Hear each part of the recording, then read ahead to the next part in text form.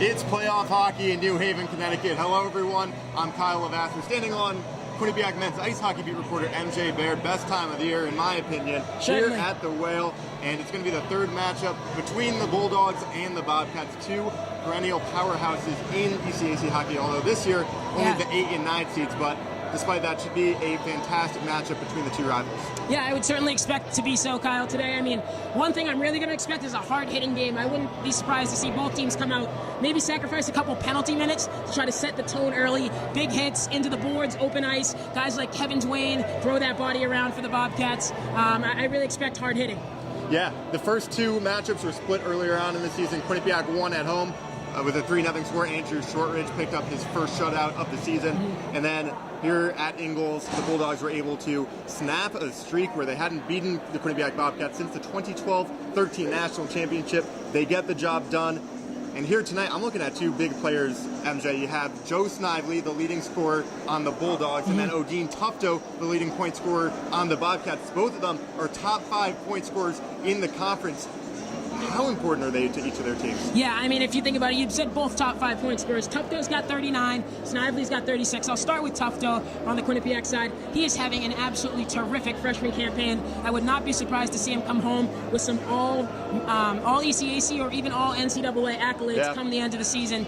He's a playmaker. He's got great hockey knowledge. Rand Pecknold harps on that. And to be honest, he buys into the Quinnipiac system. Pecknold has him out there on the ice for a reason. 1, he can play, but 2, he buys in and cares. So Tufto on that first line for the Bobcats, oh so important. And then Snively, I mean, this guy's the real deal offensively for Yale. He's got 19 goals rather this season. 27 of his points, as I say, he's got 36. 27 of his 36 have come in games that Yale wins. Only 8 of those in games that Yale loses.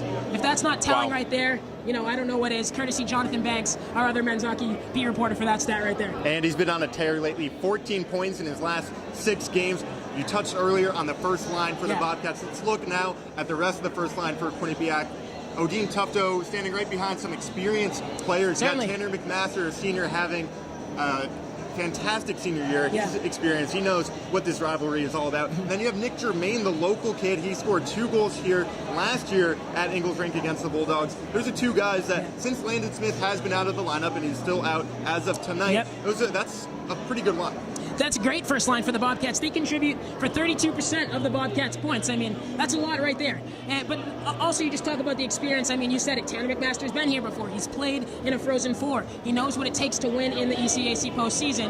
Nick Germain, of course, a sophomore, and Tufto, the freshman. But these guys are really just meshing on the ice. They all have speed, which helps, and they're all crafty with the puck, which also helps. Don't be surprised to see them get mucho points in this series. And in a tough environment like Ingles Rink here tonight, I think Germain, having played here, growing up in Connecticut, having played here throughout his entire life, I think that might really help. One last thing, MJ. Kevin McKernan, who's been out for the last few weeks, usually a defenseman, the assistant captain, has been moved up to right wing tonight. What do you think of the move by Rand Pecknold? Yeah, third line right wing. Certainly an interesting one. I don't know if his injury has anything to do with whether he can play defense versus whether he can play offense. Seems pretty the same to me. If you can skate, you can play. So maybe, you know, he's got offensive ability that we don't know about, but it remains to be seen. I'm interested to see how he breaks the puck out, though. He's typically a defender, shooting it up the boards to the wing, who then gets the puck out. He's now in that wing responsibility. He might have to take a hit to make a play. It's the Bobcats, it's the Bulldogs. Quinnipiac and Yale in playoff hockey. What else could you ask for? Q30 Sports will be covering the entire 3-game series for the entire weekend. Stay tuned with updates to follow.